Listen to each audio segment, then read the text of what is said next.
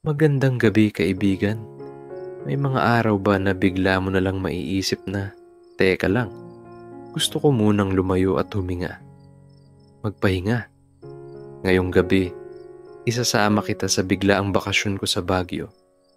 Bago yun, huwag mong kalimutang mag-subscribe dahil marami pa tayong magagandang kwento sa mga susunod na araw.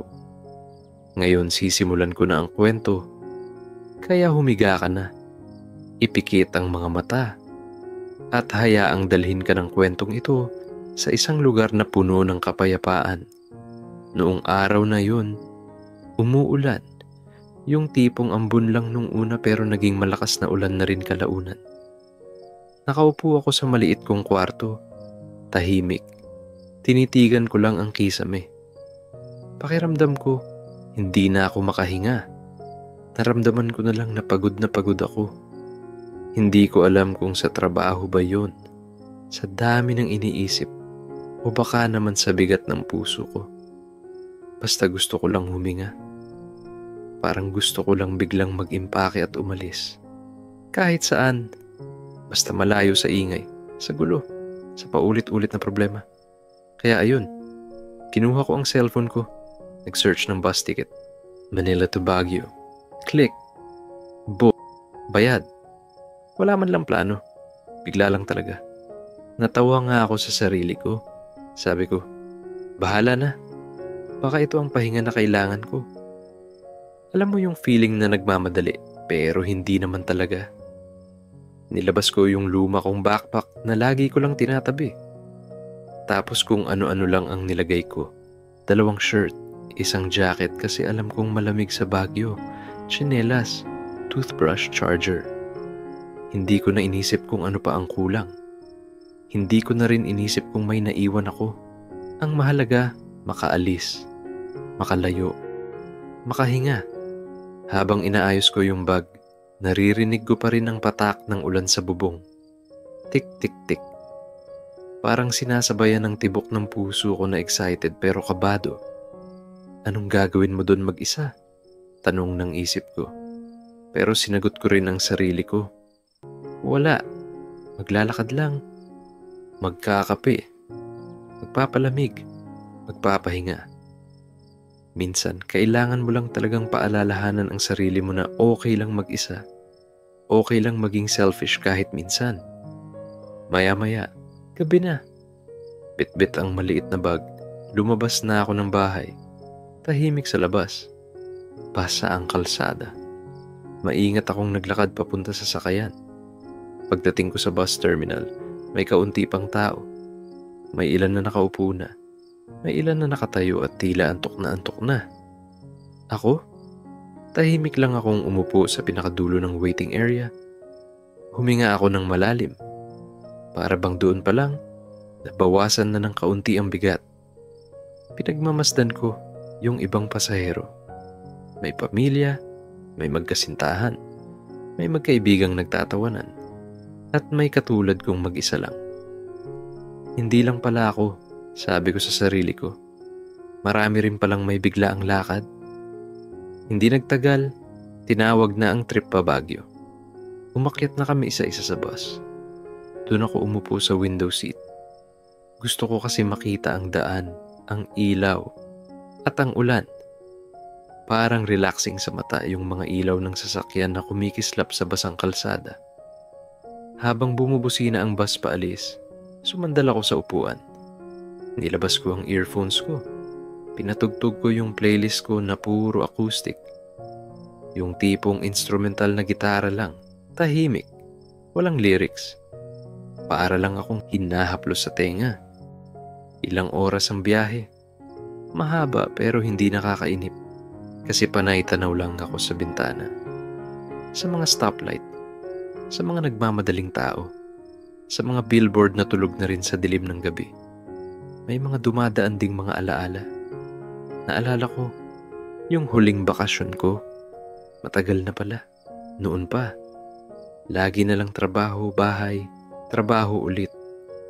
Hindi ko na nabibigyan ng break ang sarili ko. Kaya ngayong nakaupo ako dito, papuntang Baguio, parang gusto kong palitan lahat. Gusto kong bigyan ng sarili ko ng bagong simula kahit isang araw lang. Habang umaakyat na ang bus sa zigzag na daan pa Baguio, ramdam mo na ang lamig. Kahit sarado ang bintana, parang may malamig na hangin na sumasama sa paghinga ko. Tumingin ako sa katabi kong upuan, walang tao. Mas gusto ko nga na wala. Solo trip talaga. Inilagay ko ang bag ko sa tabi ko. Niyakap ko ang jacket ko. Nakaramdam na rin ako ng antok. Sa labas, parang naglalaro ang ulan sa ilaw ng headlights. Lahat basa. Lahat tahimik. Lahat kalmado. Habang pinipilit kong ipikit ang mga mata ko, napaisip ako, bakit nga ba ganito? Bakit masarap mag-isa minsan? Siguro kasi, kapag mag-isa ka, mas maririnig mo ang sarili mo. Mas mararamdaman mo kung ano ba talaga ang gusto mong gawin. Mas kaya mong umiyak kung kailangan. Mas kaya mong ngumiti kahit walang nakakita. Hindi lahat ng lakad kailangan may kasama. Hindi lahat ng pahinga kailangan may ka-table ka na kape. Minsan, ikaw lang at ang malamig na hangin, sapat na. Bago tuluyang ipikit ang mga mata ko, bumulong ako sa sarili ko.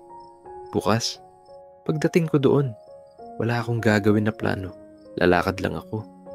Kung saan ako dalhin ng lamig, doon ako pupunta. Kung anong makita ko, iyon ang tatandaan ko. Ang biglaang bakasyon ko, baka hindi para makita ang Baguio. Baka para makita ko ulit ang sarili ko na matagal ko nang hindi pinapansin. Huminga ako ng malalim. Pinakinggan ko ang tunog ng ulan sa bintana. Dahan-dahan kong ipinikit ang mga mata ko. Sabay ng bus na umaakyat sa maulap na kalsada. Sumasabay din ang puso kong umaakyat. Umaasa na sa pagdating sa Baguio. May maiwan akong bigat at may makuhang bagong simula. Tumilat ako ng dahan-dahan. Naramdaman ko agad ang lamig na parang yumakap sa buong katawan ko. Nasa bus pa rin ako. Nasa Baguio na pala kami. Malapit na raw bumaba, sabi ng konduktor. Sumilip ako sa bintana. Makulimlim ang langit pero hindi na umuulan. May mga pine tree na sa gilid ng kalsada. Naka-line up na parang binabati ang bawat dumadaan.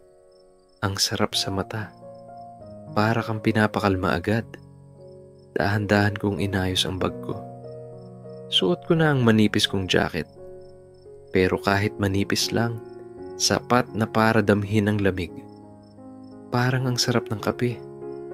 Pagbaba ko ng bus, bumungad agad ang malamig na simoy. Yung tipong dumampi sa pisngi mo na parang may kasamang bulong. Pahinga ka muna. Huminga ako ng malalim. Ang halimuyak ng hangin sa paligid.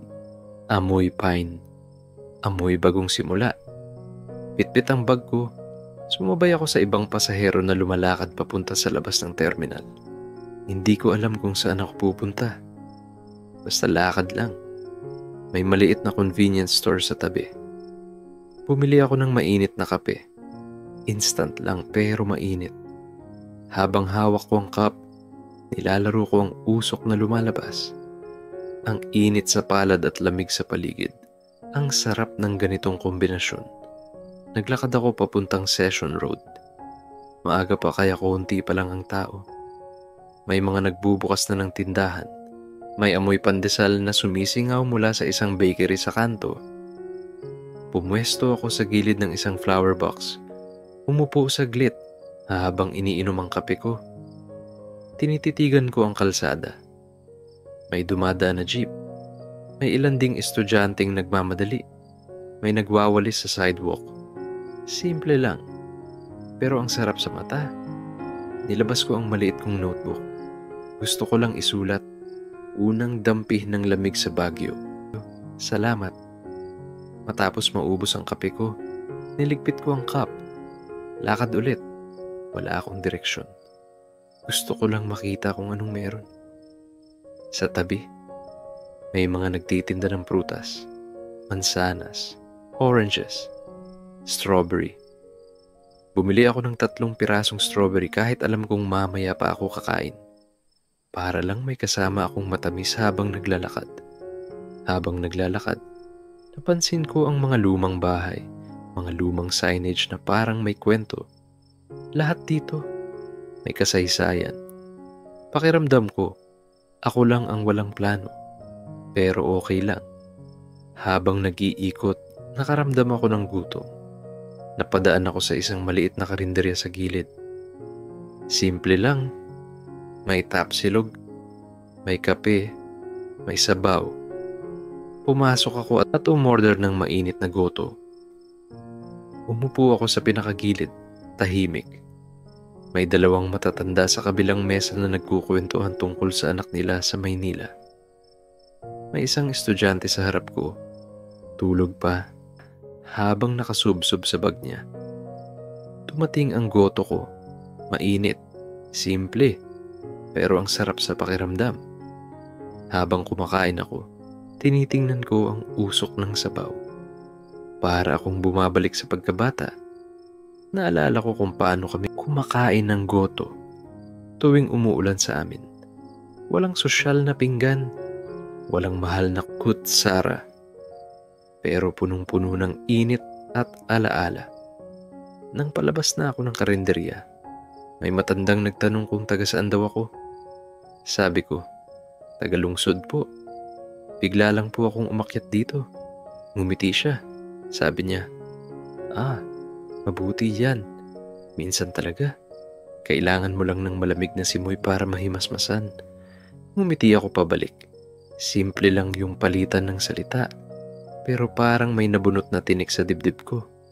Lumakad pa ako hanggang makarating sa Botanical Garden. Hindi ko alam kung bakit doon ang punta ko. Siguro dahil gusto ko lang ng mas maraming tanim, mas maraming hangin. Pagpasok ko, konti lang ang tao. May ilang nagpipicture, may ilang nakaupo lang. Ako, umupo rin sa isang bakanting bench. Nilabas ko ang strawberry na binili ko kanina. Isa-isa kong kinakain habang tinitingnan ang mga bulaklak. Tapos, umikit ako sandali.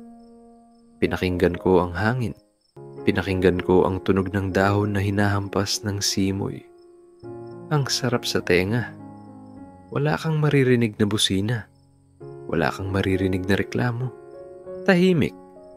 Habang nakaupo ako, may batang dumaan. Nakangiti. May hawak na maliit na lobo. Kumaway siya sa akin. Kumaway din ako pabalik. Sa simpleng ngiting yun, pakiramdam ko pinapaalala sa akin na tama lang tong ginagawa mo. Pahinga lang. Hindi ko na malayang ang tagal ko na palang nakaupo. Pero okay lang. Wala naman akong hinahabol. Sabi nga nila, sa Baguio, masarap ang mabagal. Bago ako lumabas ng Botanical Garden, huminga ako ng malalim. Nakatingin ako sa mga pine tree na nakapaligid. Parang may mga lihim silang binubulong, pero hindi mo maintindihan. Ang alam mo lang, kalmado ka.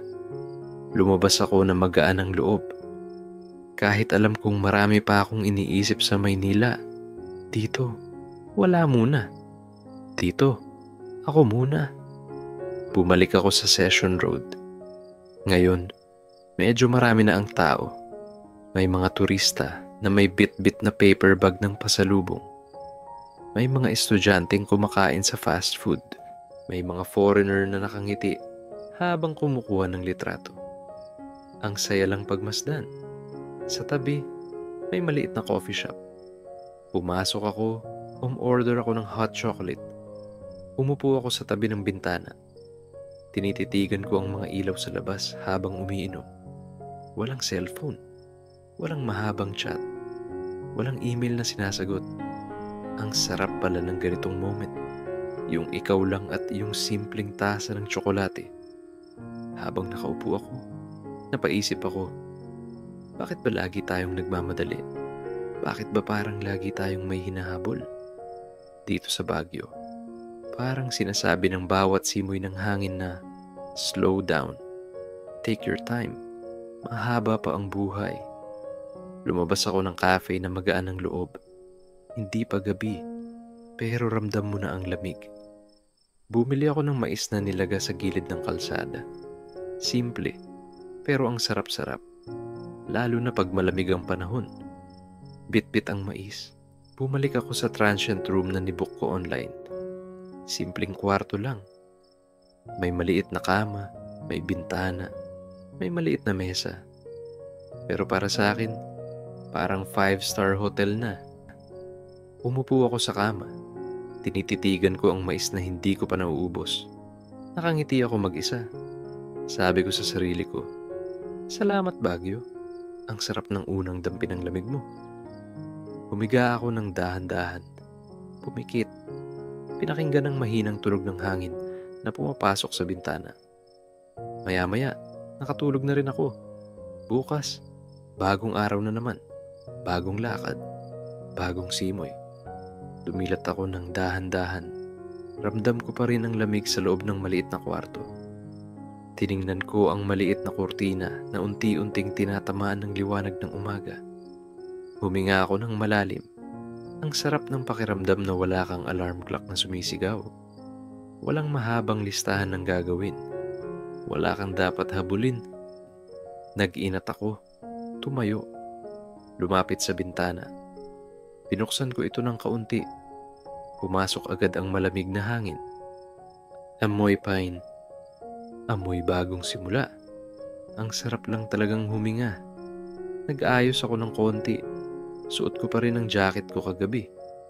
Nilabas ko ang bag at sumimangot ng konti kasi kulang na ako sa malinis na shirt. Pero okay lang. Balewala ang porma kong pahinga ang kapalit.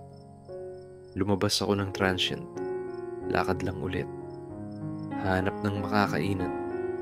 May nakita akong maliit na tapsilogan sa kanto. May signage na hand-painted pa. Medyo kupas na pero ang charm nandun. Umorder ako ng longsilog at mainit na kape. Umupo ako sa pinakagilid, katapat ang maliit na bintana kung saan kita mo ang kalsada. Habang hinihintay ko ang order, pinagmamasdan ko ang mga tao sa labas. May mga estudyanteng naglalakad. May mga nagbubuhat ng gulay papuntang palengke. Ang buhay dito, simple, pero buhay na buhay. Dumating ang longsilog ko.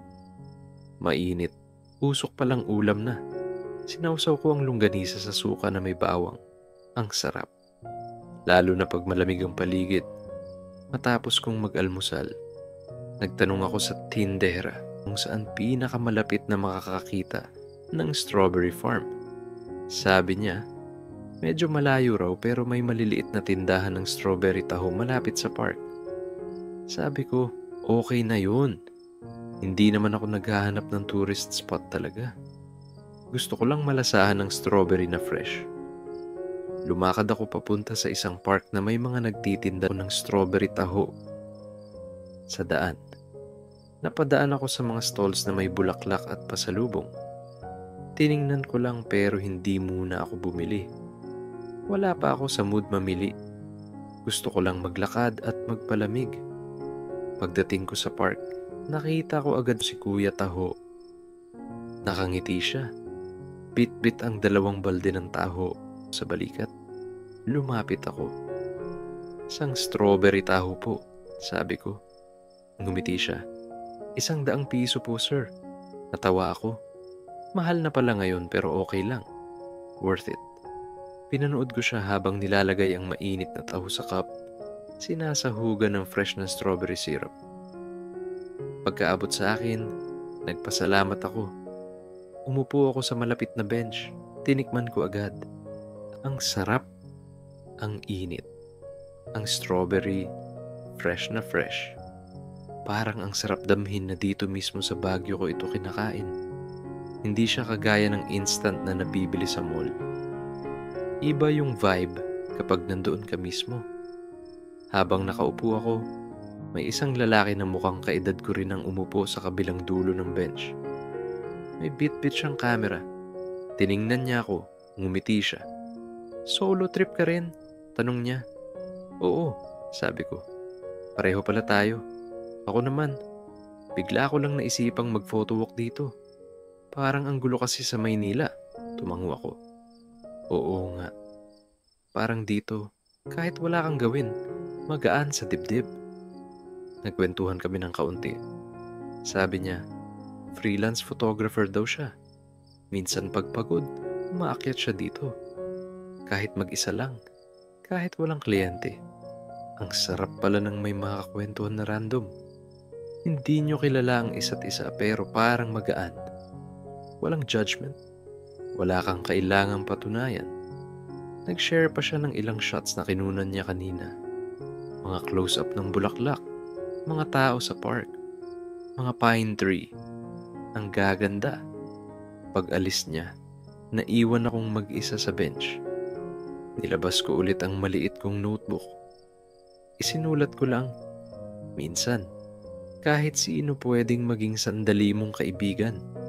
Pwede mong ibuhos ang pagod mo at pagkatapos, bitawan. Nakangiti akong tinititigan ang natitirang taho sa cup. Ang daming pwedeng matutunan sa simpleng upo sa park. Matapos ang taho moment, nilakad ko ang daan papunta sa maliit na view deck sa park. Doon, tanaw mo ang bundok at mga bahay na parang mga blocks na pinagdikit-dikit. May nakatambay na 2 lolo. Tahimik lang sila. Minsan nagpapalitan ng kwento. Tumayo ako sa tabi nila. Hindi kami nag-usap pero parang ayos lang. Iba yung comfort minsan ng tahimik na presensya ng iba. Huminga ako ng malalim. Pinikit ko ang mata ko habang naririnig ko ang kaluskos ng mga dahon sa hangin. Ang sarap sa tenga. Wala kang maririnig na busina. Wala kang maririnig na sigawan. Ang maririnig mo lang ay ikaw. Bumaba ako mula sa view deck. Habang naglalakad, napadaan ako sa mga ukay-ukay sa gilid. Hindi ko naman talaga balak bumili, pero napapahinto ako kasi ang cute ng mga lumang jacket. May isang vintage na jacket na kulay pula. Tiningnan ko lang. Siguro sa huli babalikan ko. Mabilis lumipas ang oras. Gabi na agad. Bumili ako ng simpleng dinner sa tabi. Pares at kanin. Take out lang. Bumalik ako sa transient room ko. Pagpasok ko, ang sarap ng pakiramdam na kahit maliit ang kwarto, pakiramdam ko safe ako. Inilapag ko ang pagkain sa maliit na mesa. Binuksan ko ang bintana. Pumasok ang malamig na hangin. Habang kumakain ako, nakatingin ako sa malayo. Wala akong kausap. Wala akong cellphone sa kamay. Pero hindi ako malungkot. Pagkatapos kumain, humiga ako. Hawak ang notebook. Isinulat ko, masarap palang magpahinga. Masarap palang mawala ng plano. Masarap palang mag-isa kung alam mong sinasamahan ka ng malamig na hangin at tahimik na paligid. Isinara ko ang ilaw. Bukas ang bintana. Naririnig ko ang huni ng kuliglig. Ramdam ko ang simoy ng pine tree. Pinikit ko ang mga mata ko. Bumulong ako sa sarili ko. Bukas ulit. Baka mas makilala ko pa ang sarili ko. Pagkatapos kong kumain ng pares na binili ko kanina, inayos ko ang mesa. Tinapon ng plastic, niligpit ang mga tissue. Huminga ako ng malalim habang nakaupo pa rin sa maliit na silya sa tabi ng bintana. Binuksan ko ang bintana ng bahagya. Pumasok ang malamig na simoy. Ang lamig na, parang niyayakap ka. Hindi para manginig ka sa ginaw, kundi para aluin ka. Ang mga ilaw sa labas, malayo. Pero ang ganda nilang pagmasdan. Maliit na ilaw ng mga bahay sa bundok, parang bituin sa lupa. May tunog ng sasakyan paminsan-minsan, pero malayo. Hindi istorbo. Mas gusto ko nga may konting ingay. Parang nagpapaalala na may buhay pa rin kahit gabi na. Sa sulok ng kwarto, may maliit na kettle na kasama sa transient. Napansin ko ito kanina pero hindi ko pinansin. Ngayon, naisip ko magpakulo ng tubig. Binuksan ko ang sachet ng simpleng tsaa na binili ko sa tindahan kanina. Yung mura lang, walang special flavor. Pero para sa akin, sapat na. Habang hinihintay kong kumulo ang tubig, pinakikinggan ko ang mahina pero paulit-ulit na tunog ng kettle. Tik, tik, tik. Hanggang sa biglang click, tanda na kumulo na. Nilagay ko ang tsaa sa cup. Sinabayan ko ng konting asukal. Hinawakan ko ang tasa. Dinala ko sa tabi ng bintana. Umupo ako sa sahig. Sandala ng dingding. Hawak ang tasa ng mainit na tsaa. Nakatanaw lang ako sa dilim. Hindi ko makita ang kabuuan ng bundok. Pero ramdam ko na nandyan lang sila. Hindi umaalis. Kahit nakatago sa ulap, nandyan lang. Nilasahan ko ang tsaa. Mainit. Simpleng lasa. Hindi matamis, hindi mapait. Sakto lang para sa malamig na gabi. Habang humihigop ako, bumabalik sa isip ko ang mga nangyari ngayong araw. Yung biglaang pag-akyat ko dito, yung simpleng longsilog kaninang umaga, yung strawberry taho, yung random na photographer na nakausap ko sa park. Lahat simple lang. Wala naman talagang malaking nangyari. Pero pakiramdam ko, lumuwag ang dibdib ko. Napaisip ako, ganito pala yun. Kapag wala kang plano, doon ka mas natututo. Doon ka mas nakakakilala ng sarili mo. Hinawakan ko ang tasa ng mahigpit.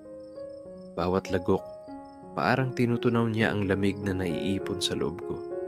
Hindi lang lamig ng bagyo, kundi lamig na galing sa mga bagay na matagal ko nang pinapasan. Nilabas ko ulit ang maliit kong notebook. Inilapag ko ito sa tuhod ko habang nakaupo sa sahig. Hawak ko ang ballpen na may pinutol na clip. Luma na pero okay pa. Isinulat ko, ang tahimik ng gabi. Pero dito ko naririnig ang lahat. Yung mga tanong ko na hindi ko masagot. Yung mga alaala na gusto kong bitawan. Yung mga plano na natutulog muna sa hangin. Ang sarap pala ng ganito. Mainit na tsaa. Malamig na hangin. Ako at ako lang. Inipon ko ang notebook sa tabi ko.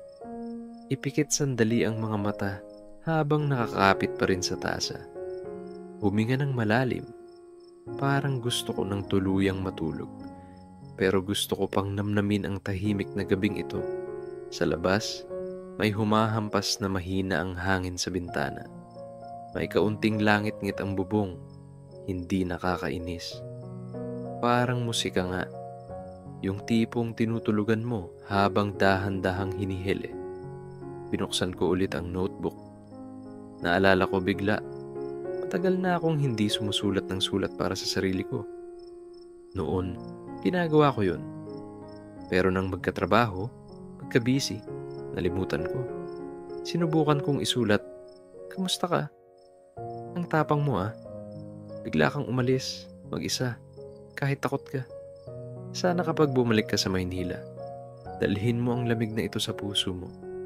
Hindi lahat ng problema dapat mong yakapin mag-isa. Pero kung mapagod ka ulit, tandaan mo, may bagyo kang babalikan. May malamig na hangin na laging handang umalalay." Natapos ko ang sulat. Maiksi lang, pero ang bigat niya sa akin. Inipit ko ang pahina. Pinikit ko ulit ang mga mata ko. Dahil malamig, inayos ko ang kumot. Payat lang, pero okay na rin. Nahiga ako sa kama. Nakasandal ang ulo sa maliit na unan. Bukas ang bintana ng kaunti para pumasok pa rin ang hangin. Ang sarap pala ng ganito. Simple lang ang kama, pero ang himbing ng tulog mo. Habang papikit na ang mga mata ko, bumabalik-balik ang mga alaala ko sa mga taong naiwan ko sa Maynila. Mga kaibigan, pamilya, kasamahan sa trabaho. Kung alam lang nila na ganito ako ka-peaceful ngayon, siguro matutuwa sila para sa akin. Pero alam ko rin na pagbalik ko, andun ulit ang gulo, andun ulit ang deadlines, andun ulit ang mahabang pila sa MRT. Pero ngayon, wala muna lahat yun. Dito muna ako. Dito lang ako sa ilalim ng malamig na gabi, kasama ang hangin na hindi nang iiwan. Bumulong ako. Salamat Panginoon. Salamat sa ganitong pahinga. Salamat sa malamig na hangin. Salamat sa katahimikan. Salamat kasi binigyan mo ako ng lakas na lumayo kahit saglit. Ramdam ko na unti-unti akong tinutulugan ng lamig. Pinikit ko ang mata ko ng tuluyan. Huminga ng malalim. Sinikap kong dalhin sa panaginip ang tanawin ng pine tree, ang tunog ng hangin, at ang lasa ng strawberry taho. Sa isip ko, bumulong ako sa sarili. Bukas ulit, maglalakad pa ako. Mas kakilala pa kita, sarili. Kung ikaw, nakikinig ka ngayon, sana nararamdaman mo rin ang lamig na ito kahit nasaan ka. Sana naririnig mo rin ang hangin na humahaplos sa bintana. Sana, kahit saglit, maipikit mo ang mata mo at maramdaman mong hindi ka nag-iisa. Dumilat ako ng dahan-dahan. Ang una kong naramdaman ay yung malamig na simoy na pumapasok sa maliit na bintana ng transient room ko. Hindi pa sikat ang araw pero may bahagyang liwanag na nagpapakita sa labas. Hinawakan ko ang kumot ko. Medyo masarap pa sanang matulog, pero naisip ko, sayang ang umaga sa Baguio kung hindi ko lalangwin sa paglalakad. Umupo ako sa kama, inabot ko ang notebook ko. Binuklat ko yung sinulat ko kagabi. Binasa ko ulit ang sulat ko para sa sarili ko. Napangiti ako. Ang gaan sa loob. Nag-toothbrush ako gamit ang maliit na lababo sa kwarto. Inayos ko yung bag ko. Sinigurado kong dala ko ang maliit na wallet, cellphone, at notebook ko. Wala nang masyadong arte. Simpleng suot lang ng jacket at jeans. Tapos tsinelas. Bago ako lumabas, huminga ako ng malalim. Tumingin ako sa buong kwarto. Ang liit lang niya, pero ang dami niyang binigay na tahimik na sandali kagabi. Pagbukas ko ng pinto, sinalubong agad ako ng malamig na hangin. Yung tipong malamig na nakakagising, pero hindi masakit sa balat. Pababa ako ng kalsada. May kaunti pang fog sa daan. At habang lumalakad ako, naririnig ko ang mga ibon na parang nagsasabing, "Good morning." May nakita akong maliit na karindere sa kanto. Hindi sosyal. Yung tipong may plastic na upuan at mesa. Pero amoy pa lang, panalo na. Umupo ako sa pinakadulo. Umorder ako ng mainit na lugaw at kape. Tamang-tama sa lamig ng umaga. Habang hinihintay ko ang lugaw, pinagmamasdan ko ang paligid. May mga estudyanteng naka-jacket at bonnet. May mga manang na nagtitinda ng walis tambo. May tricycle na dumadaan-daan. Dumating ang lugaw. Simple lang. May kaunting tinadtad na itlog at bawang sa ibabaw. Isinawsaw ko ang kutsara. Hinigop ang unang sabaw. Mainit sa lalamunan. Parang niyayakap ang sikmura ko. Naisip ko, ang sarap pala ng simpleng lugaw kapag malamig ang paligid. Habang kumakain, napansin ko ang matandang tindera. Nginitin ko siya. Lumapit siya saglit. "Taga saan ka, iho?" tanong niya. "Manila po. Bigla lang akong nagbakasyon dito," sagot ko. "Ah, mabuti yan. Ang Baguio, para sa mga gustong huminga," sabi niya sabay tawa. Napangiti ako. Sabi ko sa sarili ko, "Oo nga naman, humihinga ako dito." Matapos kong ubusin ang lugaw, uminom ako ng kape. Yung kape, instant lang. Pero dahil malamig ang hangin, ang sarap niyang inumin. Pinapainit niya ang buong katawan mo, kahit mababaw lang ang tasa. Bumaba ako ng kalsada na busog. Busog hindi lang ang tiyan kundi pati ang isip at puso. Naglakad ako papunta sa Ukay-Ukay area na napansin ko kahapon. Sikat ang Baguio sa mga thrift shop. Hindi ko naman balak mamili ng marami. Gusto ko lang maglibot, magtanong-tanong. Pumasok ako sa isang maliit na shop. Amoy tela na mabango at lumang hangin. Sa gilid, may mga jacket na makapal. May mga lumang pantalon. At may kung ano-ano pang vintage na gamit. May nakita akong pulang jacket. Yung nakita ko kahapon. Nilapitan ko ulit. Sinukat ko. Medyo maluwag pero ang sarap sa pakiramdam. Sabi ko, pasalubong ko na ito para sa sarili ko. Habang nagbabayad ako, tinanong ko si Ate Tindera, "Matagal na po kayong nagtitinda dito?" "Matagal na. Bata pa ako, nag-uukay na kami ng nanay ko. Ngayon ako na ang nag-aalaga dito," sabi niya. Ngumiti ako. Ang dami palang istorya ng mga simpleng tao dito. Sa kanila mo mararamdaman na hindi mo kailangang magmadali para mabuhay. Pwede mo rin namnamin ang bawat hakbang. Matapos kong makabili ng jacket, lumakad ako papunta sa maliit na park. Umupo ako sa bench na may lilim. Nilabas ko ang notebook ko. Isinulat ko lang, "Isa-isahin mo ang biyaya kahit maliit. Lugaw na mainit, jacket na mura, hangin na malamig, ngiting hindi mo inaasahan. Bawat isa, nagpapagaan ng loob." Pinikit ko ang mata ko, huminga ng malalim. Ang sarap pakinggan ng katahimikan kahit may ingay ang paligid. Nilabas ko ang plastic bag na pinaglagyan ng jacket. Nilagay ko sa tabi ko. Hawak ko ang bag ko. Iniisip ko kung ilan na lang laman nito. Kaunti na. Pero ang puso ko parang puno na. Naisip ko, ang dami ko nang nabitawan dito. Yung bigat na dala ko pag alis ko ng Maynila, parang naiwan ko na sa bawat kanto, sa bawat dampi ng lamig. Pinikit ko ulit ang mata ko, isang-isa kong binilang. Ang simoy ng hangin kaninang umaga, ang mainit na lugaw at kape, ang ngiti ni Manang, ang pulang jacket na ukay, ang notebook na puno na ng munting sulat. Naisip ko, hindi pala kailangan ng mamahaling bagay para sumaya. Minsan, sapat na yung mga ganitong maliit. Hindi ko namalayan, mag-aalas 2 na ng tanghali. Ramdam ko ang sikat ng araw pero malamig pa rin ang simoy. Lumakad ako pa uwi sa transient room. Bit-bit ang pulang jacket. Nakangiti mag-isa. Pagdating ko, humiga muna ako saglit sa kama. Nilapag ang ukay-ukay sa tabi. Pinikit ko ang mata ko. Ang dami ko nang naikot pero hindi ako pagod. Parang nabubunot ang bigat sa bawat lakad. Bumulong ako sa sarili ko. Salamat Baguio. Sa simpleng umaga, pinuno mo ulit ang puso ko. Hindi man ako mayaman sa gamit, pero ang dami kong naipon na payapang sandali. Tumapa ako sa unan. Nakapikit, nakangiti. May hangin pa rin na pumapasok sa bintana. Ang sarap sa pakiramdam na wala kang hinahabol. Wala kang deadline. Wala kang dapat patunayan. Ikaw lang at ang malamig na hangin na yumayakap sa'yo.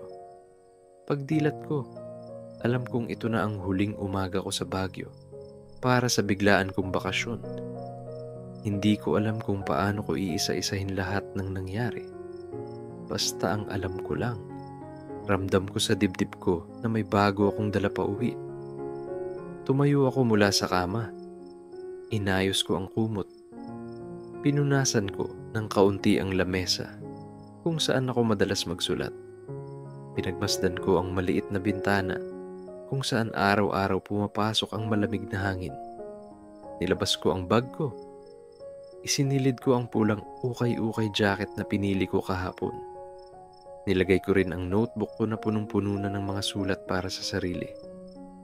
Ilang gamit lang talaga ang dala ko. Pero pakiramdam ko, ang bigat-bigat ng mga alaalang isasama ko pa uwi. Sa loob-loob ko, bumulong ako. Ang dami mong tinuro, Baguio. Salamat. Paglabas ko ng transient, hininga agad ang bumungad. Malamig pa rin ang simoy kahit sumisikat na ang araw. Sa bawat hakbang ko, tinitingnan ko ang paligid. Mga pine tree, mga luma at bagong bahay, mga karinderyang tila nagpaalam na rin sa akin. Bumili ako ng pandesal sa maliit na bakery. Mainit pa, may usok pang lumalabas. Nilagay ko sa maliit na paper bag. Parang gusto kong may kaunting panghimagas habang nasa bus mamaya. Pagdating ko sa bus terminal, andun na ang ilang pasahero. Mga estudyante, mga nanay na may bitbit na bayong, mga magkasintahan na magka-holding hands. Lahat may kanya-kanyang kwento, kanya-kanyang uuwian. Umupo ako sa gilid habang hinihintay na makasakay. Nilabas ko ang notebook ko. Binuklat ang pahinang halos mapuno na ng sulat. Isinulat ko, ang paalam, hindi naman laging malungkot. Minsan, ito yung pahinga na alam mong pwede mong balikan. Ang Baguio, parang kaibigang tahimik, pero andun lang. Naghihintay kung kailan ka muling mapapagod. Sumakay na ako ng bus. Napili ko yung upuan sa may bintana. Mas gusto ko doon kasi gusto kong tanawin ang bundok habang paakyat pababa. Umupo ako. Nilagay ko ang bag ko sa kandungan ko. Binuksan ko ang paper bag ng pandesal. Kumagat ako ng kaunti. Mainit pa rin kahit lumamig na ang paligid. Ang sarap damhin na kahit pabalik na ako sa Maynila, bit-bit ko ang simpleng init na to. Unti-unting umandar ang bus. Tumitigil-tigil pa sa mga loading area pero kabadong hindi. Dahan-dahan lang. Parang sinasadyang ipaalala sa akin, hindi mo kailangan magmadali. Tinitingnan ko ang mga pine tree na unti-unti kong iniiwan. Yung mga bahay na akala ko ordinaryo lang. Pero ngayon parang may nakaukit na silang parte sa alaala ko. Sa bawat liko ng kalsada, pakiramdam ko unti-unti akong hinahaplos ni Baguio para hindi ko siya makalimutan. Wala akong iniwan na material na bagay doon. Wala akong biniling magagarbong souvenir.